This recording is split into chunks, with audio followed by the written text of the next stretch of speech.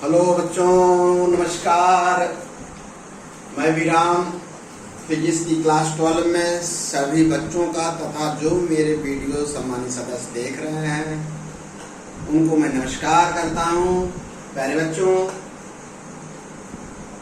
परमाणु संरचना तथा हाइड्रोजन स्पेक्ट्रा की जो चर्चा चल रही है, ये चैप्टर है, उसमें हम आज जो चर्चा करेंगे इस चैप्टर में परमाणु के विद्युत ऊर्जा स्तर। लेक्चर 8 होगा, discrete energy level of atom. प्यारे बच्चों, प्रीवियस जो वीडियो आज है या लेक्चर आपके पास उपलब्ध है, उसमें आप लोगों ने यह देखा कि हाइड्रोजन परमाणु के जो विभिन्न ऊर्जा स्तरों को आपने देखा और आपको अच्छी तरह से याद है, और उनका एनर्जी गैप भी आपने देखा। उस एनर्जी गैप के आधार पर आप कह सकते हैं कि हाइड्रोजन परमाणु जो है उसके विभिन्न ऊर्जा स्तर होते हैं। तो क्लियर हो गया, हाइड्रोजन परमाणु के विभिन्न ऊर्जा स्तर होते हैं और उनमें जो एनर्जी गैप है संक्रमण 2 से 1 के लिए कितना था, 10.2 इलेक्ट्रॉन वोल्ट था, 3 से 2 के लिए कुछ था। इसका मतलब यह जो ऊर्जा स्तर है वो विविक्त है, सतत नहीं। लेकिन 1914 में वैज्ञानिक फ्रांक तथा हर्ज ने पारे के परमाणु पर जब प्रयोग किया और उस प्रयोग के आधार पर पुष्टि किया कि परमाणु में विविध ऊर्जा स्तर होते हैं, तो सिद्ध हो गया। आइए जरा इसके बैक में चलते हैं। तो आप जानते हो, क्या जानते हो बेटा, कि माने कृष्णिका विकिरण, प्रकाश का वैद्युत प्रभाव, कॉम्पटन इफेक्ट आदि की जो व्याख्या की गई है, आप अच्छी तरह से हम आपको सिखा चुके हैं। कैसे की गई है? प्लांक के क्वांटम थियरी के आधार पर। क्लियर? प्लांक के सिद्धांत से अनुसार विकिरण ऊर्जा अथवा प्रकाश ऊर्जा का विनिमय का मतलब होगा उत्सर्जन तथा अवशोषण से। विनिमय का मतलब होगा, अर्थ होगा आदान और प्रदान से। क्लियर हो गया? आपकी भाषा में आप टच करने का मैं प्रयास कर रहा हूं, आप अच्छी तरह से समझना। तो विकिरण ऊर्जा अथवा प्रकाश ऊर्जा का जो विनिमय होता है वह सतत ना होकर, लगातार ना होकर, रुक रुक कर, इसी को कहते हैं विविक्त, डिस्क्रीट, रुक रुक कर होता है।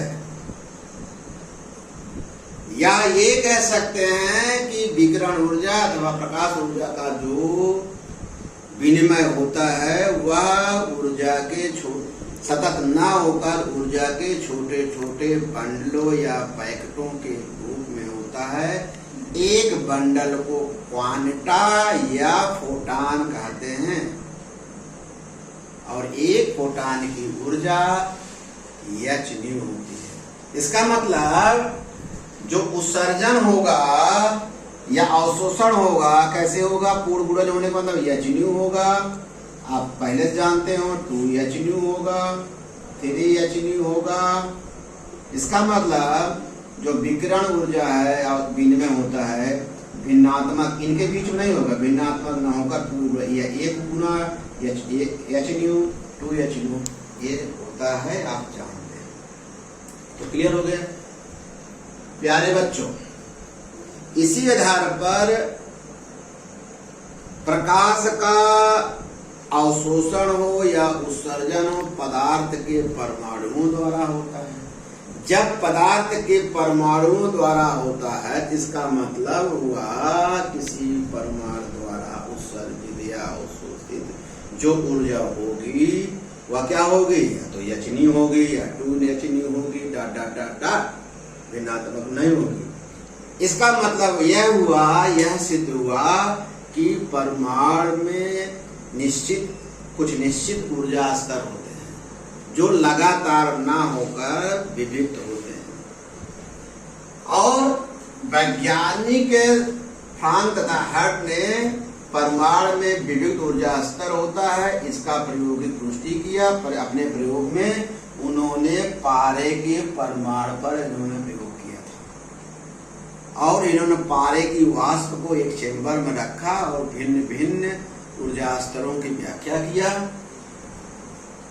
पारे का जो विविक्त ऊर्जा स्तर है यह आपको अच्छी तरह से याद होना चाहिए। जैसे पहला ऊर्जा स्तर N1 बराबर 1, इसे न्यूनतम ऊर्जा स्तर कहते हैं, ग्राउंड लेवल कहते हैं, अच्छा। फिर इसके बाद N1 बराबर 2, N1 3, N4 और N बराबर इन्फिनिटी। E1 0 होता है, ये प्रयोगी द्वारा कौन वैज्ञानिक निकाले? फ्रांक तथा हर्ट के प्रयोगों द्वारा निकला है पारे के परमाणु में। यही है प्रायोगिक स्तर पर हाइड्रोजन परमाणु को नहीं लिया गया है, किसको लिया गया था? और इधर देखिए दूसरा ऊर्जा स्तर है 4.86 इलेक्ट्रॉन वोल्ट, पॉजिटिव है, ध्यान रखिए नेगेटिव नहीं है। जबकि हाइड्रोजन परमाणु जो विविध ऊर्जा स्तर आप बनाए हैं वो नेगेटिव था, ये पॉजिटिव में, ध्यान रखिए प्रयोगों द्वारा निकला है। E3 की वैल्यू इतनी होती, E4 कितनी होती है। अगर डॉट ये चला गया, अगर इनफिनिटी मतलब 10.4 इलेक्ट्रॉन वोल्ट पारे के परमाणु को बाहर से 10.4 या इससे अधिक ऊर्जा मिल जाएगी तो उसका जो इलेक्ट्रॉन है परमाणु को छोड़कर क्या हो जाएगा? बाहर चला जाएगा। तब कहा जाता है परमाणु आयनित हो गया, आयनाइजेशन पोजीशन में आ जाएगा, यह होगा आयनित अवस्था होगा। पारे के परमाणु की जो आयनन ऊर्जा होती इतनी होती है। और समझ गए, ये क्लियर हो गया। और एक चीज और क्लियर कर लीजिए, ये तो ग्राउंड न्यूनतम ऊर्जा, इसके बाद जो ऊर्जा स्तर होंगे उसे एक्साइटेड एनर्जी लेवल कहते हैं, उत्तेजित ऊर्जा स्तर कहते हैं। ये सब का 1 2 3 ऐसे आप बना देंगे। इतना क्लियर हो गया। ये आपको न्यूमेरिकल के लिए बेटा अच्छी तरह से तैयार रहना चाहिए। और जो अच्छे बच्चे हैं ये कम से कम 4 एनर्जी लेवल तो तैयार करते हैं, जैसे हाइड्रोजन परमाणु का आपने तैयार किया।